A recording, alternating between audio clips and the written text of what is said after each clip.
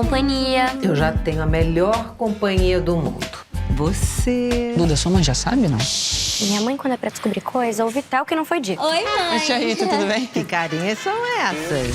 Pessoal, Lembra que eu eu falei pra sei que comprar é muito bom. A gente tem que evitar a primeira compra.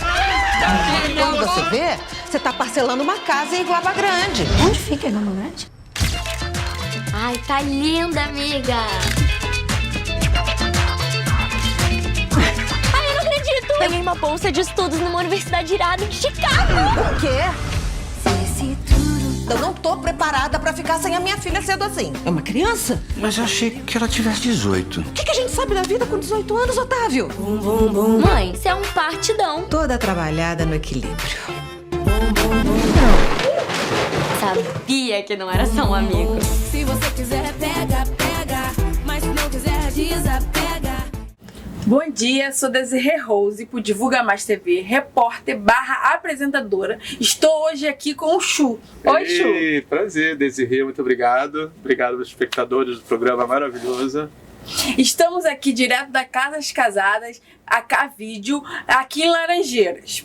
E eu vou entrevistar hoje o cineasta / professor. Tudo bem? Tudo Você é isso bom. tudo mesmo? Isso tudo. Ser cineasta já é muita coisa, né? Porque ocupa muito nosso tempo, mas eu sempre arrumo um lugarzinho na minha agenda para dar aula também, que eu adoro. Eu dou aula de assistente de direção, dou aula de direção, amo. E também sou cinéfilo, ainda arrumo tempo para ir pro cinema e pro teatro, eu adoro.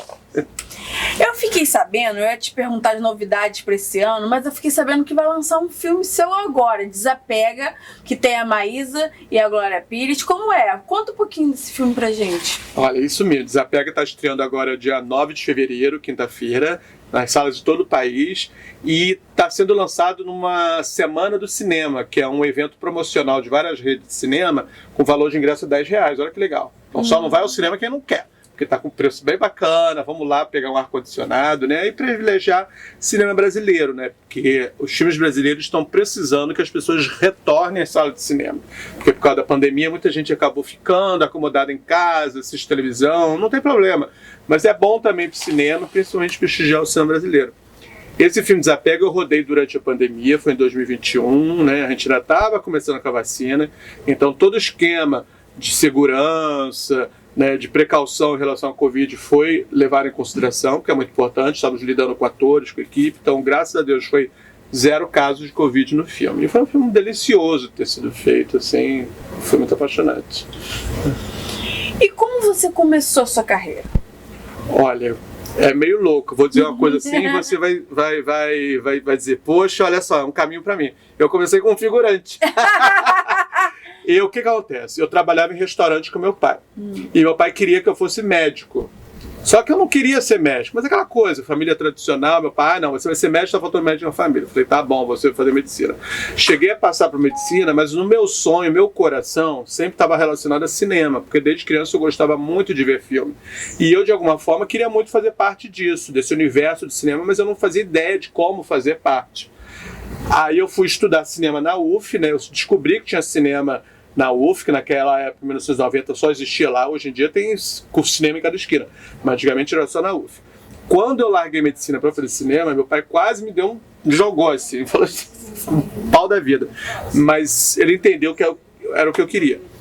Paralelo, eu fui fazer figuração, porque um amigo meu falou, Chu, faz figuração, porque aí você entende um pouco como é que o set de cinema funciona, né? Você vai ver como é que as pessoas trabalham, observa, e foi exatamente o que eu fiz. Fiquei observando os trabalhos de todas as pessoas da equipe, fiquei observando o trabalho do ator, da própria figuração, e aquilo me entusiasmou muito, e me deu certeza de que era isso que eu queria para minha vida. Fiquei 2 anos fazendo figuração, paralelo, eu já estava me formando na UF, e decidi me jogar no mercado, bati em várias portas de produtoras, olha, eu estudei cinema na UF, se precisar de estagiário, estou à disposição. E aí foi assim, eu bati mais de 50 portas, na 50ª porta, a dona Lucy Barreto, lá da Alice Barreto, que eu deixei por último, ela falou, olha, por um acaso estamos trabalhando no filme, agora estamos produzindo Que é Isso, Companheiro, foi em 1996, estamos precisando de estagiário, te interessa? Eu falei, agora, largo tudo para fazer isso. E ali foi o meu começo, foi meu primeiro trabalho em cinema profissional, como estagiário de direção, e a partir daí, graças a Deus, eu comecei a fazer um filme atrás do outro, como assistente de direção. Eu já trabalhei em mais de 90 filmes com assistente de direção, 90 longas, fora comerciais, trabalhei em curtas, trabalhei em programas de televisão, em novela, então eu já tenho bastante experiência aí no mercado audiovisual. E assim, você tem algum processo para poder criar o personagem na visão do diretor? Você faz alguma coisa específica, diferente? Como que é isso? Olha, é uma pergunta interessante. O que eu faço? Eu sou um diretor que eu gosto muito de trocar ideias com o elenco.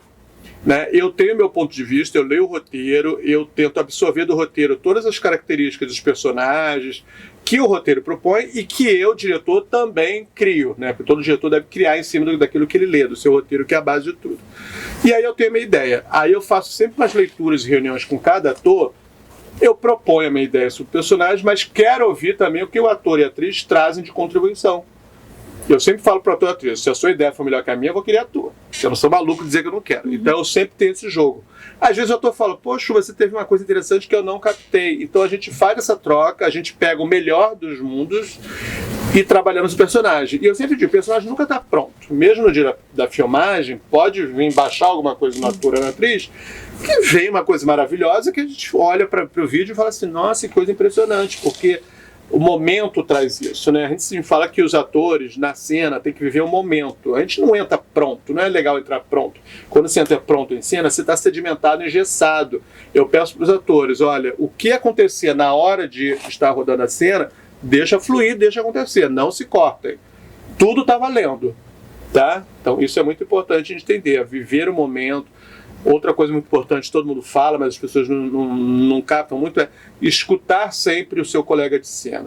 Não é só decorar a fala e falar para outra pessoa. Você tem que escutar o que ele fala, porque às vezes a pessoa fala uma coisa diferente, fala num tom diferente, dá uma entonação diferente. Você tem que captar isso, porque este momento que está acontecendo naquela hora pode interferir até na tua performance. Entendeu? Então esse é um pouco o meu trabalho, é sempre trabalhar em conjunto. E quem quer começar agora? Quem quer ser cineasta ou quer ser artista? Qual a dica que você dá? Olha, sempre estudar, não tem jeito. Quem tiver condições, faça uma boa faculdade de audiovisual, e no caso do ator vai fazer um bom curso de interpretação. Quem não tiver condições financeiras ou não tem tempo de ficar numa faculdade de 4, 5, 6 anos, eu sugiro fazer cursos técnicos. Por exemplo, aqui do ladinho, aqui na Casa dos Casados, tem a ABC Curso de Cinema, que é uma excelente escola de audiovisual. Inclusive, eu sou um dos professores da aula de assistente de direção. Lá tem cursos com professores super renomados do mercado de audiovisual para cada área do cinema. Tem de fotografia, direção, assistente de direção, figurino, arte. Tem também trabalho de interpretação de atores. Não começando do zero. No caso dos atores lá, é uma formação para cinema, mas pegando atores que já têm uma base. Né? Porque cinema você tem um trabalho diferenciado de televisão, de teatro, então trazendo um pouquinho disso. Mas existem cursos muito bons de interpretação, tem alguns até gratuitos, basta a pessoa ir atrás e buscar. Mas sempre estudar, até porque o ator ele precisa ter o DRT. Sem o DRT ele não trabalha no mercado profissional, as pessoas não podem contratá-lo, porque no contrato exige-se o DRT, que é o registro profissional, de que atesta que aquela pessoa está capacitada a exercer aquela função. Né? Ela já se profissionalizou. Então para o ator é muito importante. E como é a sua experiência como professor? Fala um pouquinho como que é ser professor no Brasil, hein? Olha, são duas perguntas interessantes. Você juntou numa só, mas uma coisa é ser professor, outra coisa é ser professor no Brasil. Ser professor no Brasil me dá uma certa tristeza, porque, por exemplo, eu dou aula num curso que é pago, né? E eu vejo com muita tristeza, muitas pessoas me escrevem, mas muitas me escrevem dizendo que não tem condições de pagar o curso, se eu poderia conceder uma bolsa, e eu com muita dor no coração falo, adoraria dar bolsa para todos vocês. Escrevam para a ABC, porque lá eventualmente eles lançam não é concurso, um edital de bolsa, as pessoas se inscreverem e selecionar, só que é 1 ou 2 escolhidos, não dá para abraçar todo mundo. Vez ou outra, eu abro uma turma só para bolsistas, né? Principalmente abraçando a diversidade. Alunos negros, trans, LGBT, porque para mim é muito importante a gente trazer diversidade para o audiovisual. Isso é fundamental, a gente fazer a formação de todo mundo. Então, no caso do Brasil, é isso. Adoraria, sabe, dar aula para todo mundo que me procurasse, ainda vou fazer isso, se Deus quiser. Abrir uma ONG assim, vou dar coisa para todo mundo de graça. Agora, ser professor É uma delícia. Eu amo passar toda a minha experiência profissional, né? Eu já trabalho há 27 anos no mercado, tenho experiência para passar para todo mundo. Então, no meu curso é isso. Eu passo totalmente, eu não seguro nenhum segredo. Eu passo absolutamente tudo para meus alunos e alunas, porque eu quero que todo mundo esteja preparado para enfrentar o mercado de trabalho, que não é fácil. Você que já trabalha no mercado, você sabe. O mercado de trabalho não dá chance para quem sabe mais ou menos. Dá chance para quem sabe muito. Para quem sabe mais ou menos, as pessoas nem contratam. Então eu preparo da melhor forma possível que as pessoas estejam preparadas para enfrentar o mercado. Já que a gente tá aqui numa locadora, qual estilo você mais gosta? Comédia, drama ou não tem como escolher? Olha, você está fazendo uma pergunta para um cinéfilo que assiste absolutamente tudo, todos os gêneros, de qualquer nacionalidade. Nossa, mas não tem distinção nenhuma. Você pode pegar qualquer filme que assiste aqui. Tudo, inclusive documentários, filmes estrangeiros. Pode pegar um filme do Zimbábue e falar em alemão, que eu vou assistir porque eu gosto. Se eu não entendo aquele filme, eu vejo a imagem, que já me traz muita coisa também. Então, você pode me chamar para ver qualquer filme que eu assistir. E para trabalhar também? Você trabalha em qualquer um? Ou tem algum que você gosta mais? Eu tenho uma preferência. Para dirigir filmes, eu tenho alguma preferência por gêneros, mas não recuso nenhum. Trabalho em qualquer gênero. O gênero que eu não estou habituado, se eu não sei, para mim vai ser um desafio trabalhar, né? Eu vou adorar fazer pesquisa, exercitar, ver filmes de referência para poder executar aquele gênero que eu não tenho muita habilidade. Por exemplo, Me Tira da Mira, filme que eu lancei no ano passado, é um policial. Apesar de ter o fundo como comédia, é um filme policial com ação. E eu tinha feito muito pouca coisa de ação. Aí quando me convidaram, aí eu pesquisei, vi alguns filmes que eu gosto do gênero policial, gênero de ação, e para mim foi uma delícia trabalhar nesse gênero, porque para mim era uma novidade. Você aprende que você tem que trabalhar com profissionais da área, com coordenador de cena de ação, com dublê de ação. Então é um outro universo muito divertido também.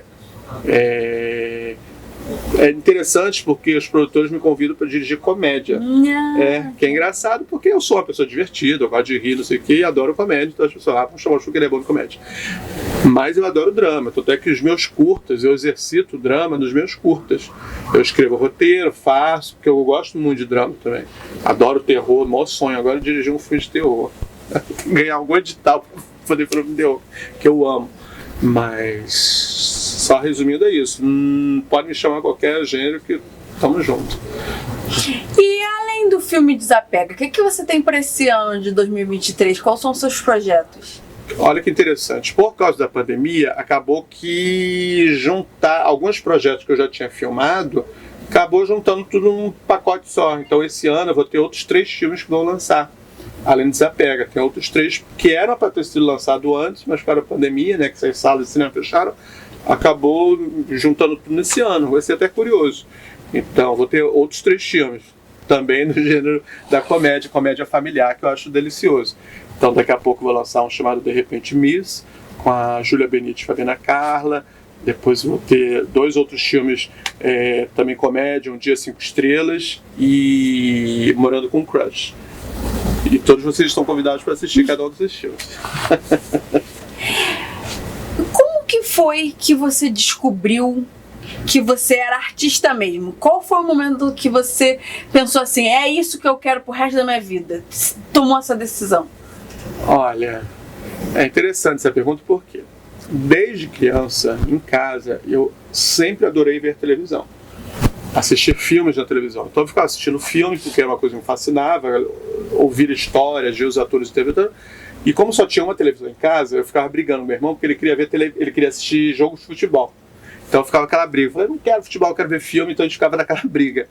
E às vezes eu ficava de madrugada assistindo filme quando todo mundo estava dormindo. Então a paixão em ver filme é uma coisa que sempre me acompanhou. E eu, durante minha transição até a fase adulta, eu nunca tinha pensado em trabalhar com cinema. Isso veio quando me convidaram para fazer figuração, né? Um amigo meu, acho, vai lá fazer figuração. Eu falei, como é que é? Vai lá que você vai gostar. Quando eu botei os pés no set, eu não vou esquecer isso nunca. No primeiro dia que eu fui fazer figuração, botei os pés no set, vi aquela correria, aquela confusão, um bando de gente gritando, não sei o quê. Eu fiquei tão fascinado por aquilo, mas tão fascinado, que eu, na hora veio, é isso que eu quero na minha vida, não teve jeito. Pra você deve ter sido a mesma coisa, você pintou no set, porque o set é um lugar muito mágico, né?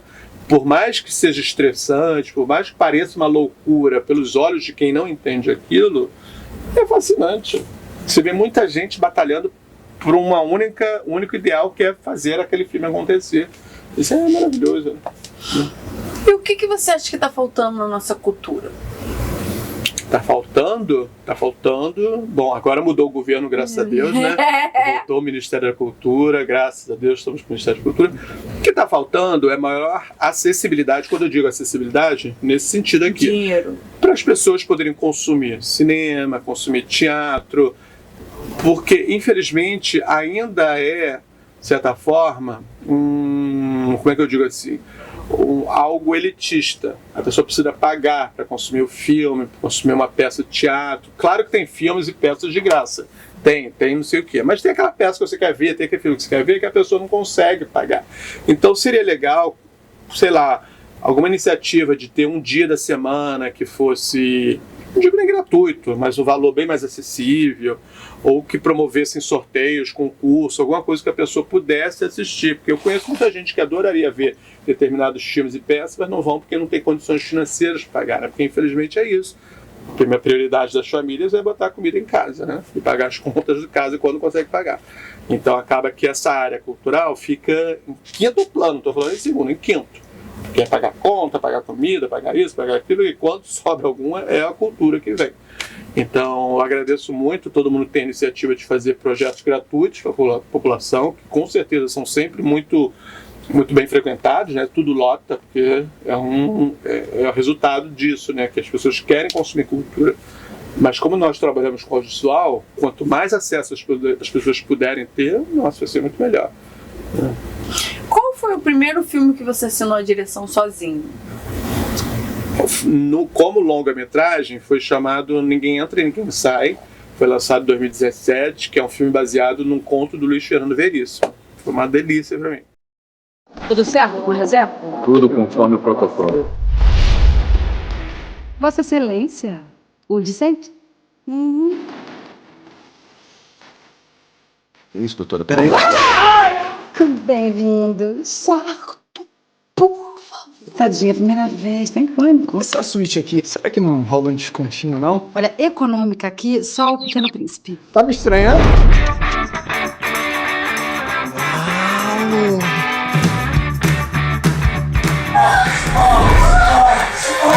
Você tá pronto, gatinho? Se você quiser provar do bom e do melhor, você vai ter que botar um anel no meu dedo. Você quer pensar um pouquinho? Enquanto eu me abano? Estamos ao vivo, falando diretamente do Zéfiros, famoso motel que foi totalmente isolado pela polícia. Se alguém tentar entrar ou sair, é pra descer bala. Ninguém pode me manter presa aqui nesse centro de imundícia depois. A gente tá preso aqui sem nem saber exatamente o porquê. Você vai pro meu marido que ia fazer um pé? Ô, coitado. Nós vamos ficar fazendo o quê enquanto isso? Pessoal, tá tudo liberado. Suíte frigobar. Eu te amo, meu amor. Aproveita e se diverte. Faz uma fantasia, faz um Batman Mulher Gato, não sei se de repente um Batman e Robin. Faz delito, faz milagre, faz tirar a pessoa amada do motel 9 dias. Eu acho que a gente podia dormir um pouco. Calcinha de vó, amor. Ela comprime gordura. Ela comprime a sua vida sexual que não está existindo por causa dela. O meu sangue ferve! O meu sangue ferve por você. Que é isso aí? Tá pensando que isso aqui é motel? Eu te amo. Aonde você pensa que você vai? Descansar? Só que eu ainda não acabei. E você está largando comida no prato. E pobre, quando come comida boa, tem que lamber o prato até o fim. E o meu sangue ferve por você. E como curta, eu já lancei 10 curtas, todos com com meu roteiro, quer dizer, a maioria com meu roteiro, a maioria com a minha produção. Uns 2 ou 3 eu fui convidado para dirigir, mas todos eles eu assinei a direção. E é uma delícia você assinar a direção, né? Você ter autonomia sobre aquele projeto. Também dirigi algumas séries de televisão, né? Dirigi 2 séries na Globo, né? Sexo às Negras e Pé na Cova. Dirigi um que você participou, né? Que é a Dona da Banca, e eu dirigindo junto com Marta Olímpio, deve lançar, se Deus quiser, até o final do ano. É um filme, uma série deliciosa, uma série que fala sobre diversidade, não só racial, como também a questão cultural, questão social, porque são personagens que convivem no Saara, né? Para quem não conhece, Saara é um shopping center aberto no centro da cidade, é um shopping popular. Então os personagens convivem naquele ambiente, é uma luta assim, entre o presidente, entre seus associados, todo mundo querendo poder. É um filme que fala sobre ganância, poder, e também fala sobre sororidade, sobre paixão, sobre amizade. É isso. Você teve um filme que se chama Quem Vai Ficar com Mário, né? Exatamente, que eu lancei em 2020. É um filme que eu tenho ele guardado no meu coração. Ele é uma refilmagem de um filme italiano que chama O Primeiro Que Disse. É um filme com o tema LGBTQIAP+, onde o protagonista ele volta para sua família, né? Porque ele está morando no Rio de Janeiro, ele volta para sua família que mora no interior do Rio Grande do Sul, uma família mega conservadora, e ele quer anunciar que está namorando um rapaz. Só que isso vira uma confusão muito grande. Então é uma história muito bacana, que eu tive o carinho de dirigir com muita sutileza, porque é um tema que não dá para fazer caricatura em cima disso, né? É um tema muito sério. Muita gente hoje em dia ainda vive com esse receio de anunciar aos pais sobre a sua sexualidade. Então eu tive essa preocupação muito grande de fazer ele com muito carinho, com muito respeito a toda a comunidade. Só que ele foi lançado na pandemia, em 2020, nossa, não tinha nem vacina ainda. Então foram poucas pessoas assistindo no cinema. Mas ele foi depois para a Amazon. Na Amazon ele foi um grande sucesso, todo mundo assistiu, tá? Mas é um filme que eu realmente tenho muito carinho por ele, com um elenco maravilhoso. Tem a Nani Pipo, Daniel Rocha, Letícia Lima, uma galera muito bacana. Família tem um segredo. Só que algumas famílias... Desculpa interromper. Tem um segredinho a mais. Eu sou gay. Seu irmão abriu caminho, agora a família tá com experiência. Se um filho gay deixa o meu pai no hospital com 2, ele morre, né? Tu já sabia disso, né? Ah, se eu soubesse. Mário, tu vai ter que assumir a cervejaria. Essa é a Ana Mello, a coach empresarial que a gente contratou. Prazer, Ana. Bom, eu ia adorar saber mais sobre o Mário Brudelich. Você tem namorada? E quando tudo vira de cabeça pra baixo... Mário, tá? Não, Mário tá. O que você tá fazendo aqui, seu maluco? Ah, mas bom te ver, amigo. As visitas não param de chegar. Meu filho! Mamãe? Como eles vão fazer pra manter a pose? Boa noite. Diane? Não, Ana. Diane von Funstenberg, seu vestido.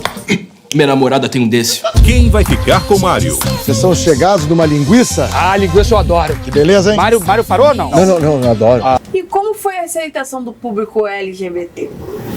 Olha, foi interessante. A maioria adorou, muitos me escreveram dizendo que ficaram apaixonados pelo filme, que se identificaram com o personagem, papapá. Mas tiveram um ou dois, isso eu vou falar, porque... E eu até entendo, porque hoje em dia, de uns anos pra cá, a gente tem essa questão do lugar da fala, da diversidade na escalação de elenco. Quando, em conjunto com os produtores do filme, da distribuidora, foi decidido escolher 2 atores protagonistas para interpretar o casal gay, e eles, bom, pelo menos até onde a gente saiba, né, não são assumidos, pelo menos, como integrantes da comunidade LGBT, essas 2 ou 3 pessoas que me escreveram falaram, olha, não achei legal você ter escalado o ator hétero cis para interpretar personagem que é um gay assumido, não sei o que. Aí eu tive que explicar para eles, né, que na época que a gente filmou ainda não era uma questão muito grande, essa coisa da escalação, que é uma coisa muito recente, né, na época que a gente filmou, porque a gente lançou em 2020, mas a gente filmou bem antes, porque a pandemia deu uma parada. Não era uma questão, porque se fosse uma questão muito forte, isso seria um ponto a gente discutir na hora da escalação. E de qualquer forma eu escalei 2 atores que eu sou apaixonado, que eu sempre quis trabalhar. Eu sempre quis trabalhar com o Daniel Rocha, sempre quis trabalhar com o Felipe Abib. São 2 pessoas super talentosas, super carismáticas, que deram tudo de si. Todo mundo que viu o filme ama esse casal, todo mundo ama esses 2 atores, né? Então é isso que eu tô falando, assim. O que a gente teve, talvez, de comentários em relação ao filme foram esses que eu estou falando. De resto, foi uma alegria só. Em várias listas, final do ano, colocaram o filme como um dos melhores filmes brasileiros do ano. Nossa, fiquei muito feliz. Mais de 10 listas de críticos estava lá relacionada com um dos melhores filmes do ano. Você fez o Me Tira da Mira, você disse que é uma ação. E aí eu fico pensando, Hollywood tem muita ação. Você acha que falta muito para o Brasil chegar ao estilo Hollywood na ação? Ou tá... O que acontece? Todo mundo compara com Hollywood, né? Até meio ingrato a gente pegar um orçamento de um filme brasileiro de ação, que é isso, com o orçamento de um filme americano, que é isso. Que é o filme americano, você pode fazer o que você quiser. Né? Você tem milhões de efeitos especiais, milhões de trabalho de pós-produção, então você pode fazer tudo. Aqui no Brasil não, a gente tem que equilibrar cada centavo que a gente gasta. Dar um tiro custa tal, dar 10 tiros custa tal, dar uma explosão custa tal. Então cada efeito que a gente vai usar no filme de ação, a gente sabe que vai ter um custo muito alto. Aí a pergunta fica, será que precisa? Então a gente fica se limitando na questão do orçamento. Mas isso não quer dizer que a gente vai fazer um filme ruim. Eu sempre digo que os limites de orçamento forçam o diretor de arte, fotógrafo, a produzir algo melhor. A gente tem que se dedicar mais ainda para produzir algo que seja melhor do que se a gente tivesse dinheiro. O que a gente não pode fazer nunca é fazer por baixo. Tipo, não tem dinheiro, então faz de qualquer jeito. Não é isso. A gente tem que ficar se vigiando, porque é muito fácil querer fazer uma cena ruim porque não tem dinheiro. Então a gente não se permite a isso. Não tem dinheiro, vamos pensar numa solução criativa para poder dar a volta por cima, já que não temos dinheiro. Quando você vai dirigir, você ainda sente um friozinho na barriga? Certamente, né? Certamente. Graças a Deus que a gente sente friozinho na barriga, porque é o que nos motiva a ir para frente. É o que nos diz que estamos vivos. Porque a gente fica um pouco inseguro em relação a isso. Será que é isso? Será que não é aquilo? Por isso que é muito importante ter essa contribuição com o elenco e com a equipe, porque eles ajudam a trazer referências, a trocar uma ideia, a dar certeza de que você está pensando é aquilo mesmo. Então é muito legal. E é a questão, será que o público vai gostar? Será que os críticos vão gostar? Então a gente sempre fica com essa coisinha na cabeça, né?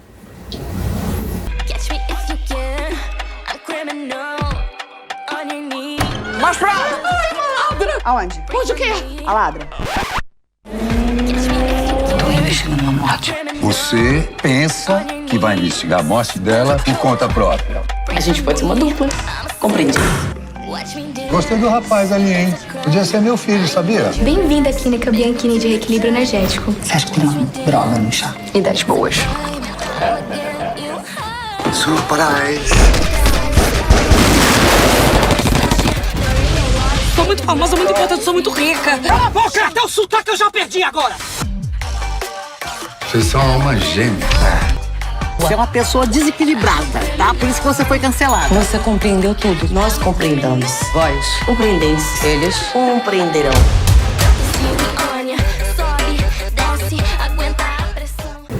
Como você falou do Me Tira da Mira, nele tem a Cleo, né, o Fiuk e o Fábio Júnior. Como foi dirigir uma família inteira junta?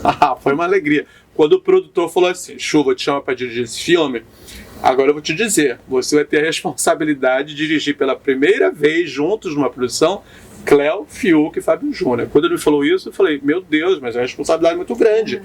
Não só para mim, como também para a família, porque eu estou representando essa família num filme. Eu tenho que fazer bem feito, porque eles precisam ver o filme e gostarem do que estão vendo, né? Afinal de contas, é o primeiro encontro deles no filme. Não posso fazer nada por menos. Então, me motivei bastante para que eu desse o melhor de mim para o trabalho dos personagens que eles interpretaram, que era num gênero de comédia policial. Foi muito divertido, que o Fábio faz um policial. Todos os três, na verdade, são policiais. E engraçado que a Cleo e o Fiuk, no filme, eles fazem amigos, eles não são irmãos. Tem até umas piadas internas do filme que brincam com isso.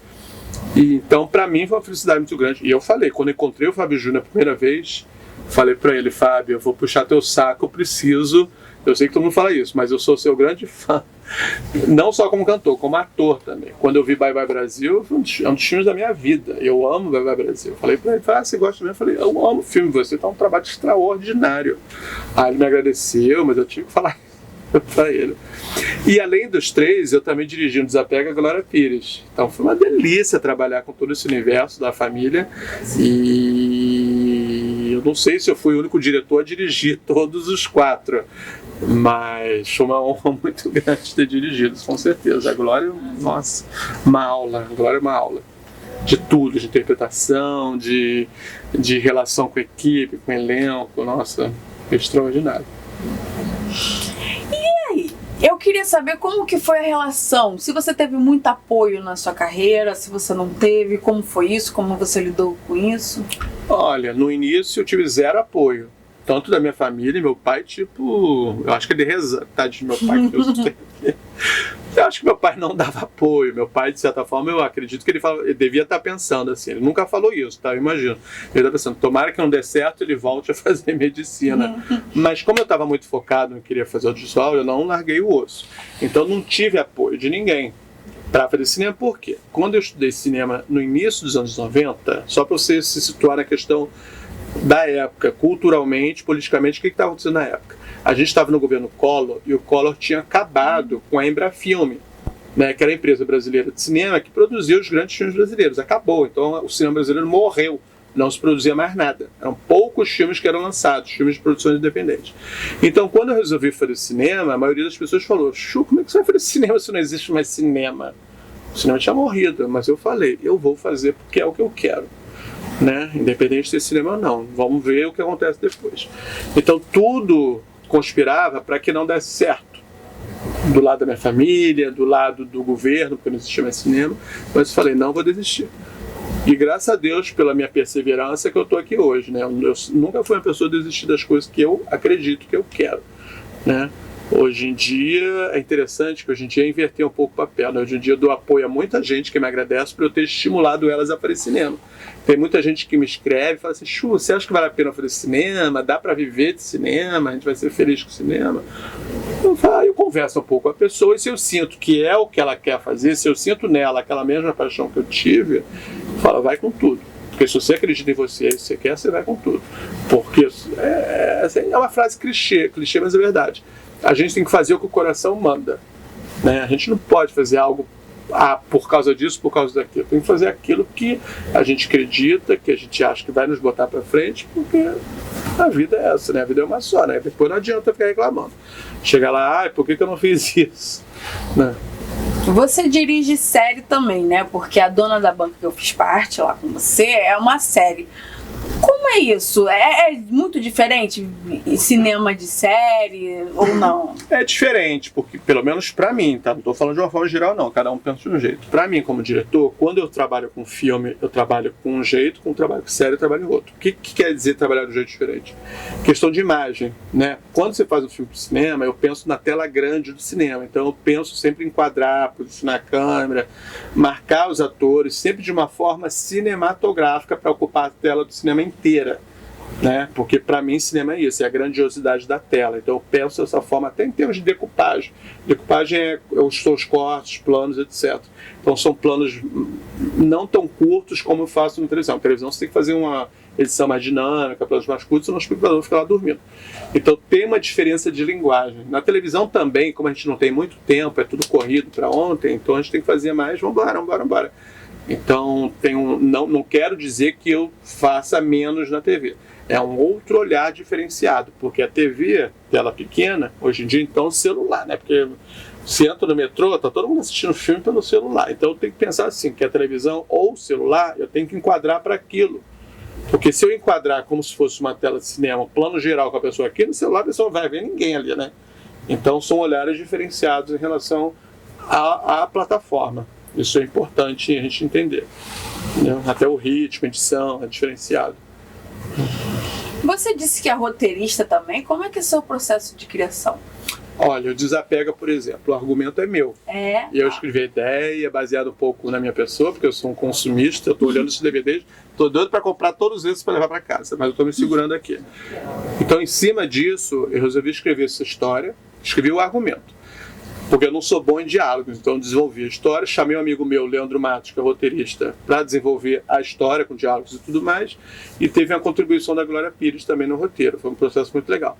Então eu sou bom para criar argumentos, mas o roteiro em si, com diálogos, eu já não sou bom. Por isso que os meus curtas têm pouca fala. Quando eu escrevo os roteiros meus curtas, eu crio imagens, crio situações, mas são pouquíssimas falas. Eu até prefiro que os personagens falem pouco e que a gente veja mais. A gente entenda sem necessidade da fala. Tá? Então eu uso essa minha falta de qualificação para diálogo como uma forma de desenvolver um tipo de cinema dos meus curtas. Eu até prefiro. Eu sempre acho que a fala às vezes é desnecessária, né? Que a imagem deve explicar pra gente mais do que tem que falar, né? Você disse que não teve muito apoio. E agora? Como que reagem essas pessoas que não te apoiaram, vendo o sucesso que tá? Olha, eu nem tenho muito feedback, porque assim, infelizmente meus pais foram, né? Mas eu acredito que eles estão ali torcendo por... Devem estar felizes. Todo dia, obrigado pai, obrigado minha mãe. Os meus professores da UF certamente me apoiam, vez ou outra, um outro escreve, poxa, parabéns pelo seu sucesso, tá aí, graças a Deus, não sei o que, pra lá. E eu acho que tem muito também olho grande, né? Porque a gente, assim, quando a gente dá certo, né, a pessoa fica assim, então tem gente que nem fala muito, você sente que tá ali, não sei o que, eu também não quero cutucar. Então eu fico no meu canto aqui. Eu nem gosto de dizer que é sucesso, eu gosto de dizer que é o meu trabalho. Não sei se eu estou fazendo sucesso, acho que não existe isso. Eu estou no momento que, graças a Deus, eu tenho feito filme, a gente não sabe o dia de amanhã, né? Pode ser que amanhã não aconteça mais nada, então estou aproveitando este momento. Né? Porque a nossa vida é assim, né? Principalmente nós somos freelancers, a gente nunca sabe o dia de amanhã, mas vamos torcer para que, para todo mundo, as coisas caminhem bem, né? Que eu acho que isso é importante. E assim, como você enxerga esse pessoal que vem por conta dos seguidores? Se diz o quê? Os influencers? Que vem trabalhar na arte como e tem muitos seguidores. Olha, essa pergunta é o seguinte. Eu mesmo já trabalhei com alguns influencers no elenco dos meus filmes, mas eles não eram influencers sem formação de ator. Todos eles já tinham formação como atores. Alguns já estudaram no Wolf Maia, outros. Então, assim, eu não escalo quem não tem formação artística. É muito importante a gente escalar, independente de ser influência ou não, porque antes de ser influência, a pessoa já era um ator ou atriz. Então, muitos influencers hoje em dia já foram atores e atrizes, não tem problema nenhum. Agora, não dá pra gente escalar pessoas que não têm uma formação como ator para um papel importante, porque aí você está deixando de chamar um ator, né, profissional para fazer aquele papel, botar alguém sem aquela qualificação. A não ser que aquele personagem seja para ser aquilo. Então tá, então ela não precisa nem interpretar, ela vai ser como ela é. Aí tudo bem, porque ela tá fazendo ela mesma, o personagem foi escrito para isso. Não tem problema. Mas eu sempre prezo pela qualificação profissional, não só dos atores e atrizes, como também da equipe técnica. Não adianta também, é meu amigo, vou botar para trabalhar no filme. Não tem isso. Eu sempre exijo que todo mundo que trabalha na frente ou atrás das câmeras tenha um mínimo de qualificação profissional. Né? Elas têm que ter tido, sabe, a iniciativa de buscar um curso, estudar, etc e tal, né? Então acho isso importante. Né? Como você enxerga o cenário atual do cinema? Olha, estamos aí, graças a Deus, a gente ainda está na pandemia, mas graças a Deus os filmes, a quantidade de produções brasileiras nas salas de cinemas tem aumentado, né? No início da pandemia foi um desespero, porque não estava sendo lançado quase nada, mas agora estão começando a lançar os filmes nas salas de cinema. Acho que a produção brasileira também, em canais de streaming, TV a cabo, também tem aumentado bastante, porque a gente entendeu na pandemia que graças ao audiovisual é que fez a gente segurar a onda, né? Só não tinha todo mundo enlouquecido. Ficou todo mundo assistindo alguma coisa na televisão durante a pandemia. Então foi o que ficou, foi a nossa terapia, de certa forma. Com o retorno do Ministério da Cultura, graças a Deus, acredito, pelo menos eu li em várias mídias, que vão ter vários editais, edital do Paulo Gustavo, edital do sei lá o que, do Ministério da Cultura, edital não sei de onde, serão vários editais abraçando o audiovisual, abraçando o teatro, para produzir, para que se consuma, para que se produza mais conteúdo para o público brasileiro. Então acredito que vai aumentar bastante a quantidade de projetos aí que nos contrate, né? Você, eu, Leandro, todo mundo aí pra gente trabalhar. Vamos rezar para que isso aconteça. E você se imagina sendo médico, como seu pai queria? Não, porque o que acontece? E eu tive certeza que não ia dar certo, quando uma vez eu tive que ir na emergência do Hospital Miguel Couto, que é aqui no Rio de Janeiro, Hospital Público. Quando eu fiquei esperando na recepção, eu vi um bando de gente entrando, um com tiro de fuzil, outro com não sei o quê, outro com a facada.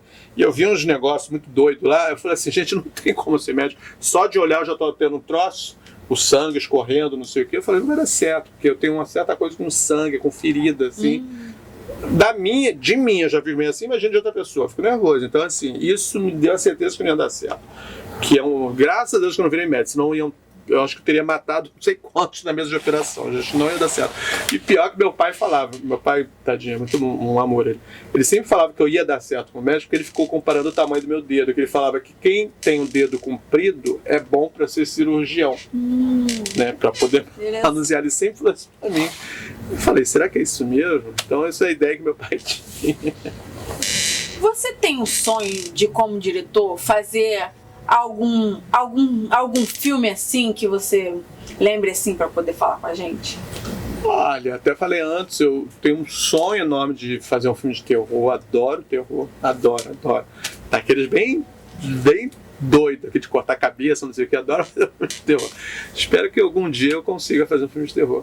Mas é até curiosa essa pergunta, porque assim, eu adoro musical. Adoro, eu vou ver musical no teatro, assim, adoro.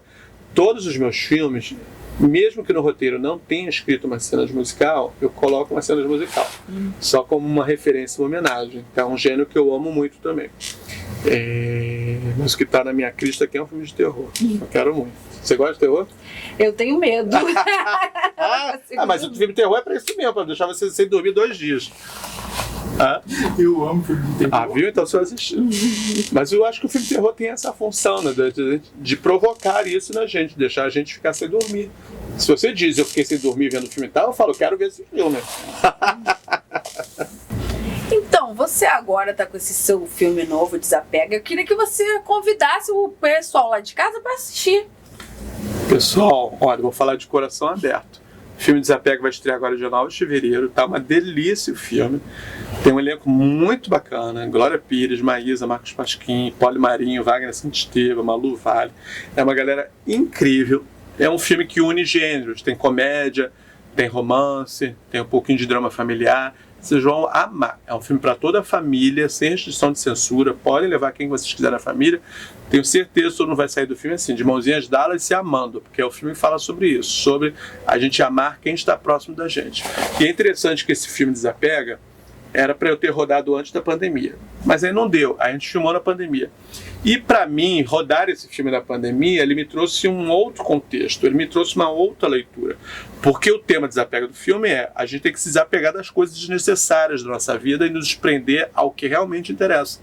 Quando veio a pandemia, a gente ficou naquele lockdown, preso, sem poder sair de casa, isso fez muito sentido para mim, porque a gente percebe quem realmente faz a diferença pra gente, quem é importante, são as pessoas que estão lá na casa com a gente, são as pessoas que são importantes, e a gente tem que saber conviver com aquilo que está dentro da nossa casa. A gente não precisa de nada além disso. Então o filme fala muito sobre isso, sobre o que realmente te faz feliz, em termos materiais, em termos de relacionamento. Então Desapega, esse filme bacana que vocês vão assistir a partir de 9 de fevereiro. Assistam, me comentem, me escrevam, adorei o filme, ou não gostei do filme, escrevam o que vocês quiserem pra gente poder bater um papo, a gente se conhecer, vai ser muito legal. Como que é que você lida de trabalhar com tantos artistas famosos? Porque a gente vê na televisão uma coisa, trabalhar pessoalmente, dá nervoso, não dá? Como que você lidar com isso tudo? Dá, eu vou falar uma coisa que há muito tempo eu não falo, mas que eu adoro contar essa história. Quando eu fiz o meu primeiro filme como estagiário, foi o Que Isso, Companheiro, foi em 1996. Foi o primeiro filme que eu comecei a lidar com atores. Eu não tinha lidado com atores até então, porque até então eu só fiz figuração. Então ali eu tinha a responsabilidade de ligar para os atores e falar com eles, deixar dar um recado, dizer quais cenas iam filmar. Aí a minha chefe falou assim, Chu, quero que você ligue para Fernanda Montenegro e dê esse recado para ela. Aí eu falei assim, e eu vou ligar para Fernanda Montenegro? Naquela época para mim a Fernanda já era uma deusa, uma diva. Eu falei assim, e eu vou ligar para Fernanda? Eu falei, liga para ela e dá um recado. Eu falei assim, puta que pariu, eu vou ligar para Fernanda. Eu tava nervosíssimo, porque, nossa, eu ligar para Fernanda. Aí eu liguei e minha chefe só me olhando. E eu assim, de cabeça, falando assim, tomara que não atenda, tomara que não atenda, tomara que não atenda, que eu tava muito nervoso. E ela atendeu. Quando ela atendeu, cuspi toda a informação, blá, blá, blá, blá, e desliguei, porque eu fiquei muito nervoso.